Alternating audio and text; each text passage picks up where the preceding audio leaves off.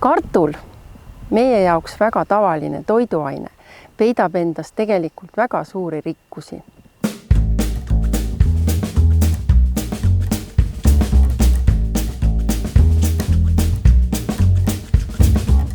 Kõigepealt kasvatati teda meie mõisates, kus kokad valmistasid kartuliroogasid teadmata, kuidas seda teha. Esialgu kasutati toiduks hoopis kartulivarsi, mis ei olnud söödavad.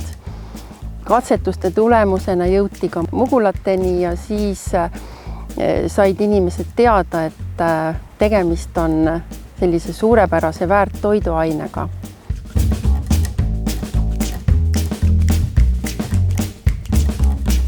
Saab temast teha tärklist, samuti on ta piirituse valmistamisel väga hea komponent. Saab teha toitusid koos lihaga, ahjuroogasid, vormiroogasid.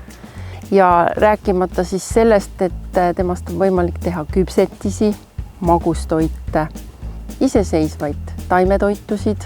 Tema kasutamisvõimalused on just sellepärast eriti head, et säilib ta meie keldrites kuni kevadeni värske toorainena.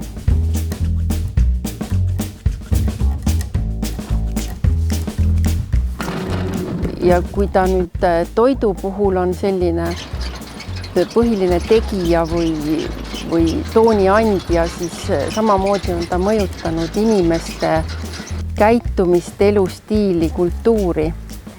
Juba varasest lapsepõlvest mäletan ma, kuidas maal vanaema ja vanaisa juures kartuli panemise ja võtmise talgud olid ühendatud pere tähtpäevadega.